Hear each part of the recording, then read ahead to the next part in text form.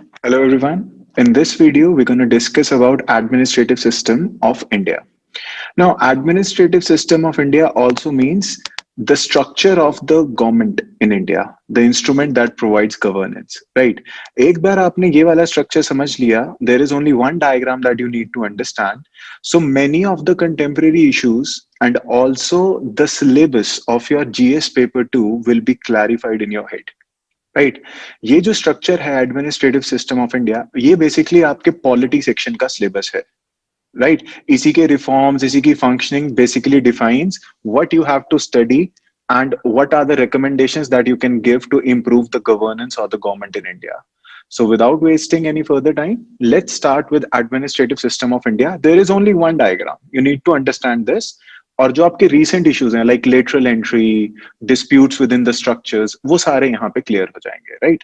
So let's start. देखिए, when I talk about administrative system of India, by this I means that what is the structure of government in India? What is the structure of government in India? Now, देखिए ये सब आपको पता होगा कि in today's world government के तीन organs होते हैं. Government comprises of three organs: executive, legislature and judiciary. Executive, legislature and judiciary. तो आप देखिए उसी के रिस्पेक्ट में हम डायग्राम बना लेते हैं, उसी के हिसाब से आपको स्ट्रक्चर समझने में मदद हो जाएगी. So it consist of three organs, that is executive, right, legislature and judiciary. Executive, legislature and judiciary. अच्छा आप देखिए आपको इनका प्राइम फंक्शनिंग भी थोड़ा बहुत क्लियर होगा but very quickly summing it up. Executive जो होता है it implements law. It implements law. Legislature makes law and judiciary thing, right? So today government comprises of three organs: executive, legislature and judiciary. अब देखिए इनका structure देखते हैं हम. C central government का वी आर डिस्कसिंग. स्टेट के अंदर minor modifications हैं which you can see. President की जगह गवर्नर आ जाएगा, पीएम की जगह सीएम आ जाएगा. Will see that later. अब देखिए जो सेंट्रल गवर्नमेंट का लेजिस्लेचर है उसको हम इंडिया में कहते हैं, we call it parliament. We call it parliament. And Indian Parliament comprises of two houses, right? Indian Parliament comprises of two houses, right? If you want, you can draw this with me also so that the entire picture is clear, right? देखिए ये base है. आपने एक बार base समझ लिया, आपको higher level topics में कोई इशू नहीं आएगा, आपको क्रैमिंग नहीं करनी पड़ेगी. So let's understand. So parliament के दो हाउसेज हैं. One is known as house of people.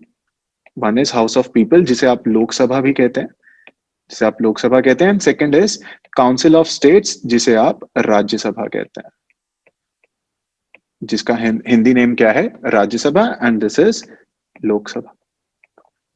Lok Sabha. Now Lok Sabha के अंदर प्रेजेंटली आफ्टर अमेंडमेंट कितने मेंबर्स हैं? 543 मेंबर्स होते हैं जो कि डायरेक्ट इलेक्शन से आते हैं. और राज्यसभा के अंदर 245 मेंबर्स होते हैं. ऐसे ही रहता है. See, 543 plus 245. 543 plus 245, ये together they are also known as MPs because they are member of parliament. तो इंडियन लेजिस्लेचर पार्लियामेंट जो है उसके दो हाउसेज हैं, लोकसभा एंड राज्यसभा. एक में 543 मेंबर्स, एक में 245 मेंबर्स. अगर आप सेंट्रल गवर्नमेंट की जुडिशरी की बात करें, अच्छा see the parliament makes law then. अगर आप सेंट्रल गवर्नमेंट की जुडिशरी की बात करें, वी फॉलो इंटीग्रेटेड जुडिशरी. और जो हमारा सेंट्रल गवर्नमेंट पे जो देखता है that is Supreme Court. Supreme Court follows. Then state level पे high court, lower judiciary and वैसे इंटीग्रेटेड जुडिशरी हमारा. सो जुडिशरी सुप्रीम कोर्ट और सेंट्रल लेवल पे हमारा लेजिस्लेचर क्या है? पार्लियामेंट. डन यहां तक. अब आते हैं बिजनेस एंड पे कि सबसे इंपॉर्टेंट इन तीनों में से एक जो ऑर्गन है वो है executive, because all the work is done by executive. India के एग्जीक्यूटिव को जो हेड करता है, इंडिया के जो एग्जीक्यूटिव को हेड करता है उसे हम क्या बोलते हैं? President. We call him president. He is the head of executive in India, right? पर क्योंकि हमारा पार्लियामेंट्री मॉडल है तो उसमें एक नॉमिनल हेड और रियल हेड की प्रोविजन होती है. President is assisted by vice president but actual में इंडिया में सारा काम करता कौन है? That is PM assisted by council of ministers. PM assisted by council of ministers, CoMs. Actual में ये है हमारे रियल हेड। और ये आते कहां से? आप ध्यान से देखिए, ये जो हैं पीएम के इंडिया में इलेक्शंस नहीं है, मिनिस्टर्स के इलेक्शन नहीं है, हमारा पार्लियामेंट्री मॉडल है। जिस पार्टी या अलायंस को लोकसभा के अंदर मेजॉरिटी मिलती है, they form the government in India, they become prime minister and council of ministers in India. और इस पे भी एक लिमिट है, एंटी डिफेक्शन लॉ के अंदर 15% of total strength of Lok Sabha is the limit कि टोटल कितने मिनिस्टर्स या एग्जीक्यूटिव बन सकते हैं। So you see, Narendra Modi is executive also and he is MP also, Amit Shah is MP also and executive also. तो जिस भी इंसान के, जिस भी इंडिविजुअल के नाम के पीछे मिनिस्टर लगा हो, वो एग्जीक्यूटिव का पार्ट है। और क्योंकि हमारा पार्लियामेंट्री मॉडल है, तो हमारे यहाँ जिस पार्टी की लोकसभा में मेजोरिटी होती है, they form the ministry, they form the government. Clear है? 15%। तो 543 का 15% कितना आता है? 81.45। तो बेसिकली मैक्सिमम मिनिस्टर्स हमारे यहाँ पीएम को इंक्लूड करके कितने हो सकते हैं? 81। टोटल मिनिस्ट्रीज या मिनिस्टर्स कितने हो सकते हैं? 81। अब देखिए, पीएम और काउंसिल ऑफ मिनिस्टर्स एक्चुअल में सारा काम करते हैं। इसके नीचे आता है हमारा रियल एडमिनिस्ट्रेटिव मॉडल, जो हम डिटेल में भी देखेंगे। इसके नीचे there are n number of ministries. India में बहुत सारी मिनिस्ट्रीज हैं, ministry of rural development, ministry of home, right, ministry of MoRD है, एमओएच है, मिनिस्ट्री ऑफ डिफेंस है, राइट, उसके बाद मिनिस्ट्री ऑफ फाइनेंस है, एटसेट्रा। टोटल मिनिस्ट्रीज, जैसे हमने बोला ना, टोटल मिनिस्टर्स 81 हो सकते हैं, राइट। अभी फिलहाल 56 चल रहे हैं। तो इंडिया में बहुत सारी मिनिस्ट्रीज हैं जो एक्चुअल में काम करती हैं, जो कि एग्जीक्यूटिव का पार्ट होता है। हर मिनिस्ट्री को हेड कौन करता है? एक काउंसिल ऑफ मिनिस्टर, जो आपने ऊपर ड्रॉ किया है, जो कि जनता से चुन के आते हैं as a representative of people, council of minister. यहां तक क्लियर है? So this is basically the administrative model. अभी हम थोड़ा इसे और रिफाइन कर रहे हैं कि ये है हमारा administrative model, legislature, judiciary and executive. अब देखो, ये जो मिनिस्ट्रीज हैं, these are ministries and departments. Ministries and department maximum कितनी हो सकती है? 81, क्योंकि लिमिट दी हुई है कॉन्स्टिट्यूशन के अंदर। फिलहाल 56 चल रही है। तो एक्चुअल में सारा काम कौन करता है? आप बोलते हो ना, education minister, home minister, finance minister. So they all are executive heading a particular ministry और डिपार्टमेंट। अब ऑलमोस्ट 90% ऑफ द मिनिस्ट्रीज का स्ट्रक्चर सेम होता है, हम वो डिस्कस कर रहे हैं। अब हम इस डायग्राम को, ये जो ट्राइंगल है, पिरामिड मॉडल, इसको थोड़ा सा आगे देखते हैं, फर्दर डिफाइन करते हैं मिनिस्ट्री वाला। Just pay attention. देखिए, ये जो पिरामिड मॉडल है, ये जो ज्यादातर हर मिनिस्ट्री होती है, इसके अंदर क्या होता है? आप इसे ऐसे एज्यूम करिए, अगर आप कोई गवर्नमेंट डिपार्टमेंट में काम करवाने गए हैं, लेट्स से आप अपना लाइसेंस बनवाने गए हैं, तो आप किसी मिनिस्ट्री में जाते हैं काम करवाने के लिए, तो आपको कैसे कैसे गवर्नमेंट सर्वेंट मिलते हैं, हम वैसे बना रहे हैं, ठीक है। The top most, every ministry is headed by a council of minister, a council of minister. अब देखो कैसे होता है। जब भी आप किसी गवर्नमेंट डिपार्टमेंट में जाते हो काम करने के लिए, सबसे पहले आपको कौन मिलता है? सबसे पहले आपको, आपका किससे एनकाउंटर होता है? जो बॉटम लेवल पे होता है, that is LDC and UDC. LDC and UDC, that is upper division clerk, upper division clerk, और lower division clerk and lower division clerk. इसमें पियून्स वगैरह भी आ जाते हैं, लोअर डिवीजन क्लर्क्स। ये रैंक्स भी जरूरी है। In prelims they can ask you the ranks also, and it is necessary to study the governance model also, ठीक है। Basically peons.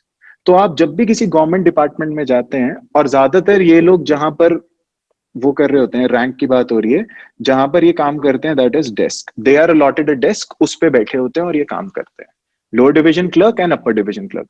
तो आप देखिए, आप जब लाइसेंस बनाने जाते हो, तो आपको काउंटर के पीछे एक डेस्क के ऊपर बैठा हुआ एक इंसान मिलता है, तो वो कौन होता है? लोअर डिवीजन क्लर्क या अपर डिवीजन क्लर्क। और वो क्या करता है? वो, उसको एक डेस्क अलॉट है, और आपका सबसे पहला एनकाउंटर उसी इंसान से होता है, उसे ही आप डॉक्यूमेंट्स वगैरह सबमिट करते हो। बहुत सारे लोग होते हैं। जैसे जैसे हम पिरामिड में ऊपर जाते जाएंगे, नंबर्स कम होते रहेंगे। That's the point of pyramid model, colonial legacy है ये, ठीक है। तो लेट्स से आप वो काउंटर्स देख रहे हो, दे ऑल आर क्लर्क्स। इनके ऊपर जो नेक्स्ट रैंक आती है हमारी, जो नेक्स्ट रैंक आती है that is headed by, that is उस रैंक को हम बोलते हैं सेक्शन, जो कि बहुत सारे क्लर्क्स को सुपरवाइज करता है, जो कि बहुत सारे क्लर्क्स को सुपरवाइज करता है। तो वो हमारी थर्ड रैंक आती है, that is SO, section officer, जो बहुत सारे क्लर्क्स को क्या करता है, supervise, section officer. So he is heading a section, he is heading a section. बहुत सारे सेक्शन ऑफिसर्स को, लाइक जो वहां पे बैठे हैं, वहां पे एक अलग से ऑफिस होगा एसओ का, जहां पर आप जाके कंप्लेंट कर सकते हो या फर्दर डिस्कशन कर सकते हो। लाइक एसओ के बाद सेक्शन के ऊपर आप जब जिससे मिलने जाते हो, तो नेक्स्ट स्टेज आती है हमारी ब्रांच। बहुत सारी, एक बार हम पूरा कवर कर लेते हैं, then I explain it properly. तो then the a ministry or department is divided into various branches, which is headed by, which is headed by under secretary, which is headed by under secretary. Under secretary is an IAS rank officer. ये आपकी पहली posting होगी जब आपकी selection होगी, UPSC के through आपकी selection होगी जिस एग्जाम की आप तैयारी कर रहे हैं, और ये आपकी पहली पोस्टिंग हो जाती है। Under secretary is your first posting as an IAS, right. इसके ऊपर आपकी रैंक्स बढ़ती रहती हैं। नेक्स्ट स्टेज में आपकी रैंक आ जाएगी डेप्यूटी सेक्रेटरी, आपकी प्रमोशन हो जाएगी डेप्यूटी सेक्रेटरी। एंड ब्रांच के बाद द नेक्स्ट स्टेज इज, जिसको आप हेड करेंगे, जो बहुत सारा होता है, दैट इज डिवीजन। डिवीजन अभी मैं एक्सप्लेन कर रहा हूं। डिवीजन के ऊपर जो नेक्स्ट चीज होती है वो होते हैं wings. And the next rank जो आप प्रमोट होके बनोगे, that is joint secretary. Joint secretary या एडिशनल सेक्रेटरी, अलग अलग नाम हो सकते हैं। Joint secretary is the rank, right. Finally पूरी मिनिस्ट्री का एडमिनिस्ट्रेटिव हेड जो होता है, उसका नाम होता है सेक्रेटरी। जो पूरी मिनिस्ट्री को, ये सारे आईएएस ऑफिसर हैं ऊपर जैसे आप जा रहे हैं, सेक्रेटरी अगेन आईएएस ऑफिसर, ये पूरा का पूरा डिपार्टमेंट हेड करता है। जो नेक्स्ट बच गया, दैट इज डिपार्टमेंट, और सेक्रेटेरिएट में बैठता है, सेक्रेटेरिएट में हेड करता है। अब ध्यान से समझे क्या होगा। Head will be minister only, see just pay attention now. कोई भी मिनिस्ट्री हेड कौन करेगा, एक council of minister. Let's say education ministry की बात कर लेते हैं। So COM is education minister, जो इलेक्शन से जीत के आया है। उसके बाद एजुकेशन मिनिस्ट्री पूरी की पूरी, जो सेक्रेटेरिएट होगा, जो पूरा डिपार्टमेंट देखेगा काम करने के लिए, उस आईएएस को, जो एडमिनिस्ट्रेटिव हेड है, उसको हम क्या बोलते हैं, सेक्रेटरी। उसके बाद एजुकेशन मिनिस्ट्री को बहुत सारे विंग्स में डिवाइड कर दिया जाएगा। आप देखिए जैसे है ना, बहुत सारे विंग्स में डिवाइड कर दिया जाएगा। Let's say primary education, technical education, secondary education, और उस हर विंग का एक एक हेड बना दिया जाएगा, जिसकी रैंक या तो ज्वाइंट सेक्रेटरी होगी या एडिशनल सेक्रेटरी होगी। With in that wing, primary education, secondary education, बहुत सारी डिवीजन कर दी जाएंगी। Rural schools, right, urban schools, semi urban schools, government aided schools, private schools. तो वो जो बहुत सारी डिविजन्स कर दी जाती हैं, उसे हेड कौन करता है, deputy secretary. All these are IAS, all these are IAS under secretary के बाद। Then further there is a division, and then small small division करते हुए, आप जब कभी भी किसी भी गवर्नमेंट डिपार्टमेंट में काम करवाने जाएंगे, सबसे पहले आपको एनकाउंटर यहां नीचे मिलेगा, peon, lower division clerk, upper division clerk, and then you will move forward. ज्यादातर common man is restricted to upper division clerk और SO only. You do not meet IS, IPS in your regular transaction, in your regular life, right? बहुत rarely होता है जब कोई बहुत बड़ा काम हो तो ऊपर सारे पॉलिसीज वगैरह बनाई जाती हैं। यहां तक मॉडल क्लियर है? ये है आपकी रैंक्स। सी अब ध्यान से देखिए what I am planning to tell you. मैंने आपको बताया ना, आप कंटेम्परेरी टॉपिक्स कर पाएंगे। इंडिया में जो रिक्रूटमेंट है वो यहां तक होती है। इंडिया में रिक्रूटमेंट यहां तक होती है।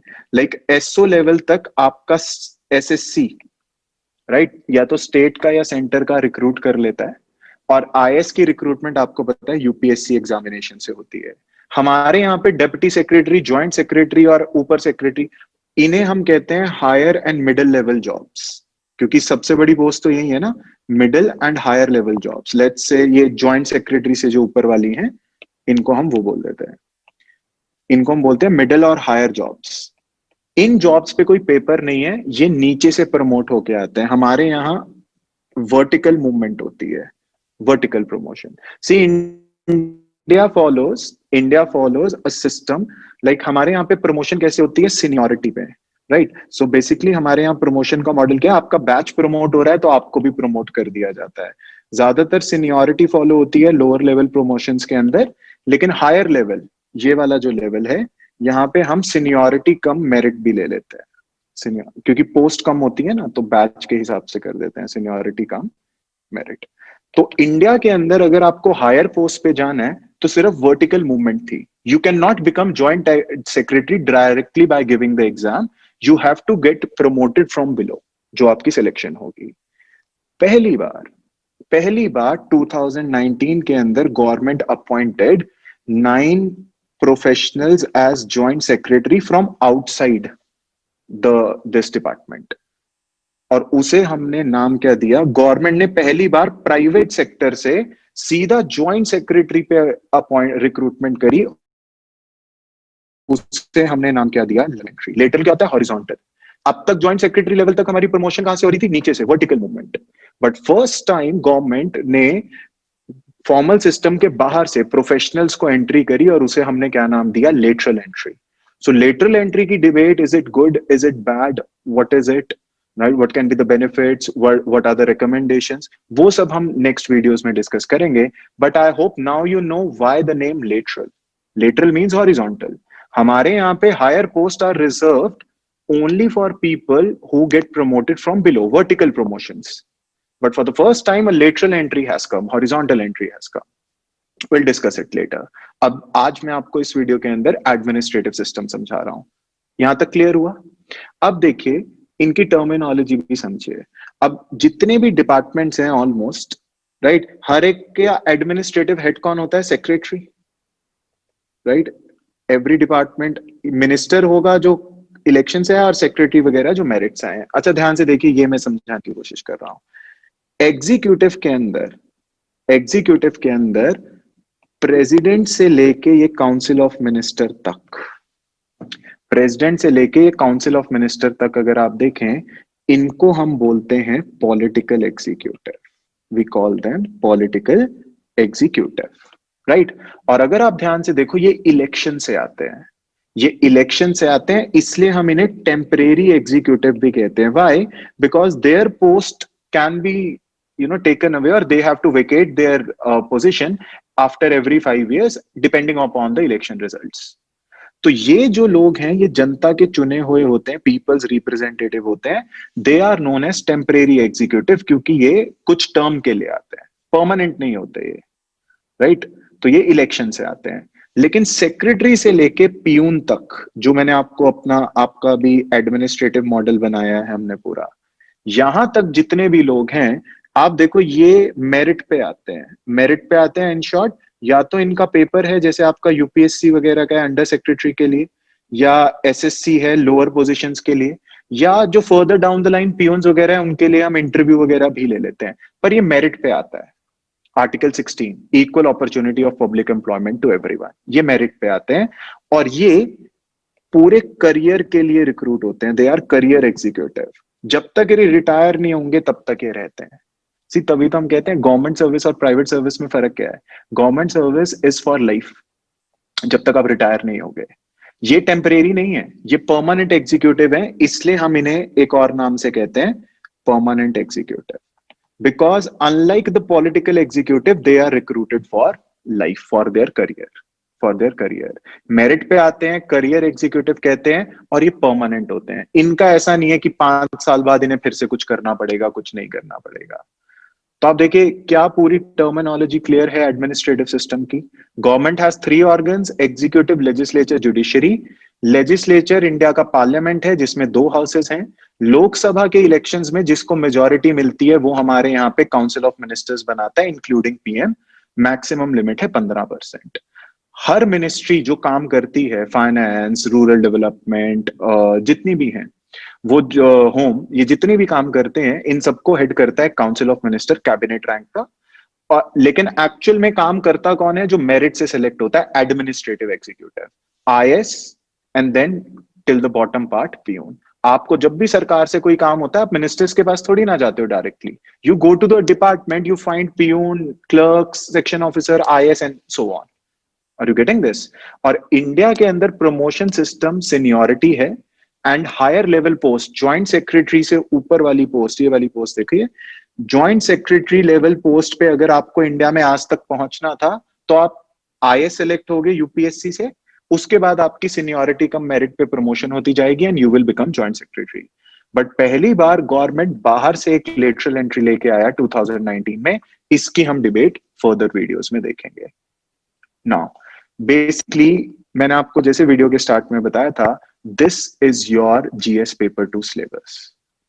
यही सिलेबस है। आपको ये देखना है प्रेसिडेंट के इलेक्शंस कैसे होते हैं, आता कैसे है, रिमूव कैसे, इम्पीच कैसे हो सकता है, पावर्स क्या है, रिस्पॉन्सिबिलिटीज क्या है, एक्चुअल में कुछ करते हैं कि नहीं करते हैं, पीएम कैसे आते हैं, पार्लियामेंट के इलेक्शंस कैसे होते हैं, जुडिशरी में सुप्रीम कोर्ट की क्या क्वालिफिकेशंस है, ये सब आपका जीएस पेपर 2 का है।